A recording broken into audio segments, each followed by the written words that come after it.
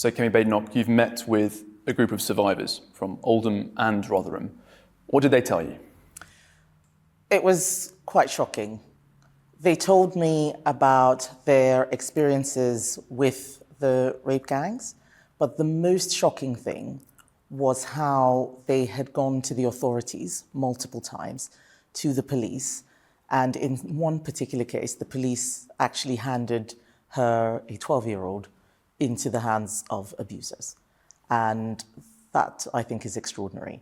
So the failure of state bodies, whether it's the police, social services, is one of the areas that I think needs to be looked at much more deeply.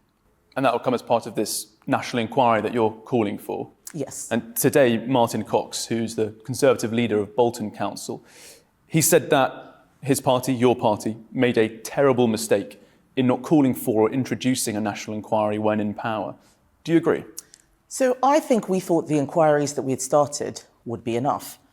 People said, why didn't you say anything at the time? I looked at the inquiries and I thought, oh, there's an inquiry taking place. Let's see what it comes out with. And what we've seen is that we've had multiple non-national inquiries. They are not enough. Let's do more. And that's where we need to get to, looking at things that have not been looked at previously.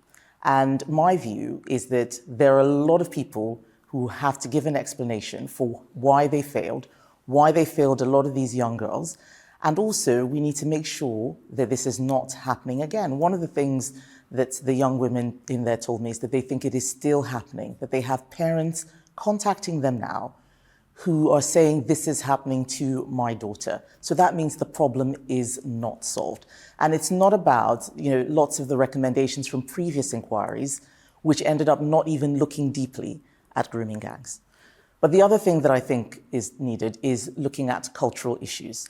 There are two cultural issues which I believe have been identified, two cultural issues. One is on the perpetrator side. Where do these abusers come from? There's a lot of misinformation. There's a lot of generalization. Many innocent people end up being grouped in with them. But if you look at it, there's a systematic pattern of behavior, not even just from one country, but from sub-communities within those countries, people with a particular background, particular class background, work background. What background is that?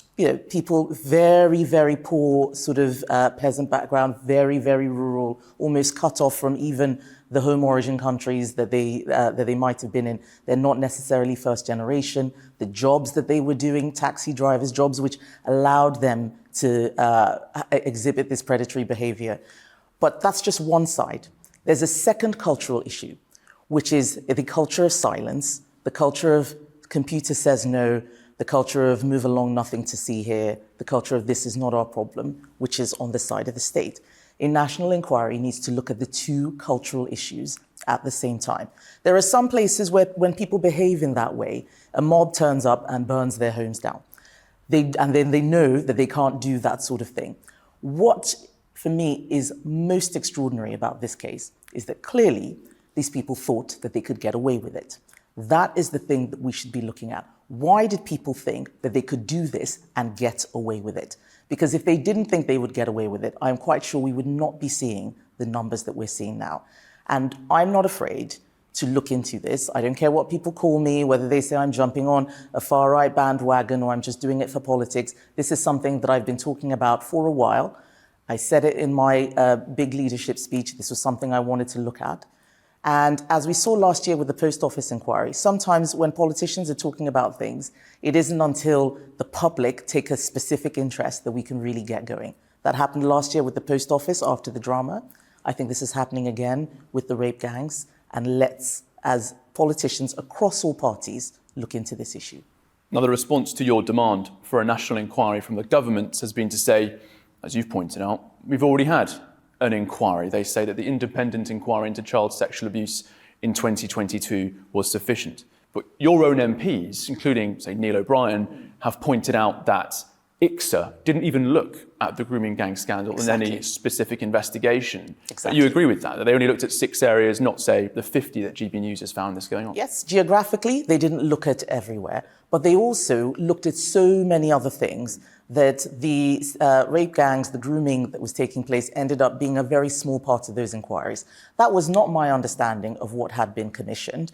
And I'm sure there are many useful recommendations. We've taken up, I think, about 18 out of 20, but there is still more to be done.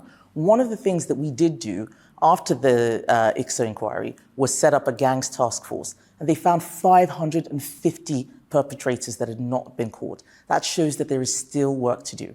And the difference between a national inquiry and some of these local inquiries or the ICSA one you described is that you can't force people to turn up and give evidence.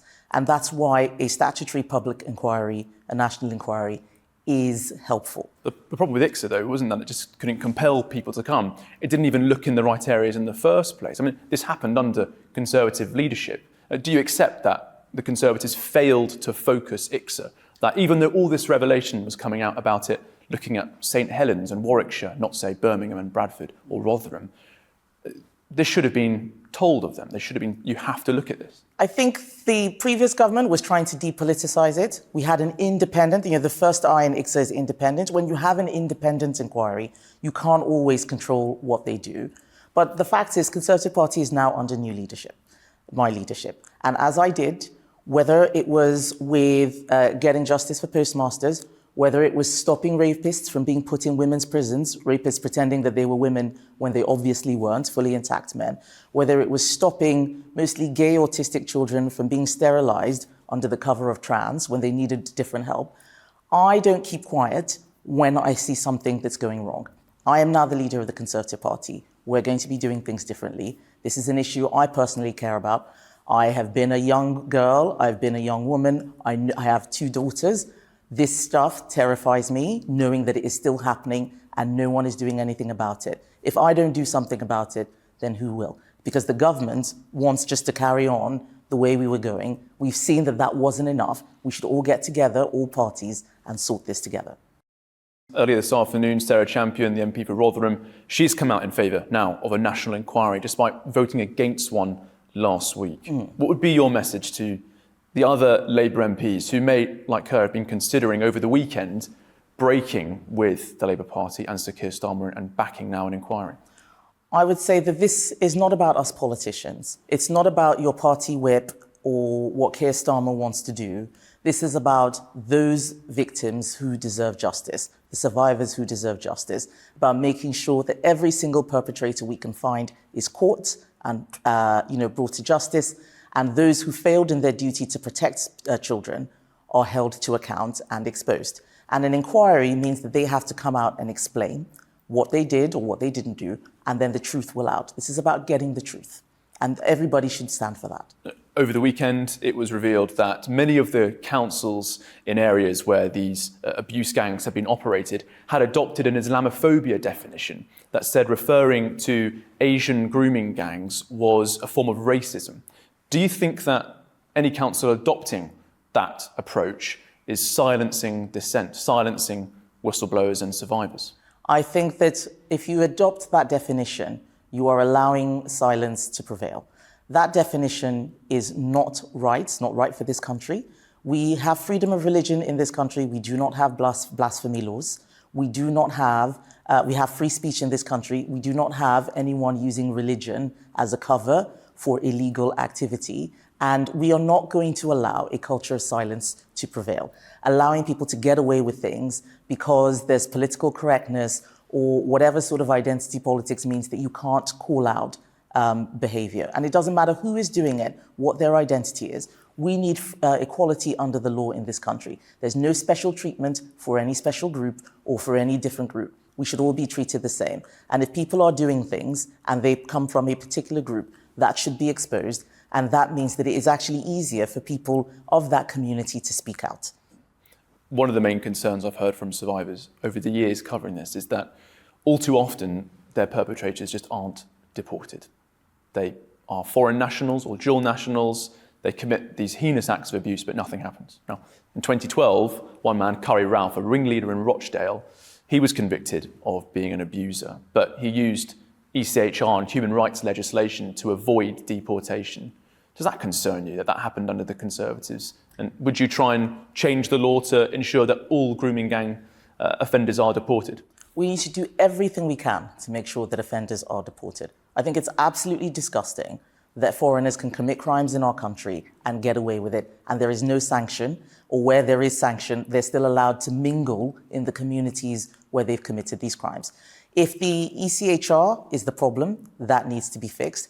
But my view is that it goes well beyond that. There's lots of stuff that goes on within judicial sentencing that a lot of people out there don't understand, even legislators don't understand, and it needs to be looked at. These are the things that we need to look at, where we put in laws and yet people are still not put in prison or deported. And we brought in some extra laws just last year to help us deal with this specific problem of deportations. I think these are some of the things that Labour has been reversing. And I would call on Yvette Cooper and Keir Starmer to look at some of the legislation which they were voting against last year and see that actually we need these powers in order to keep our communities and our country safe.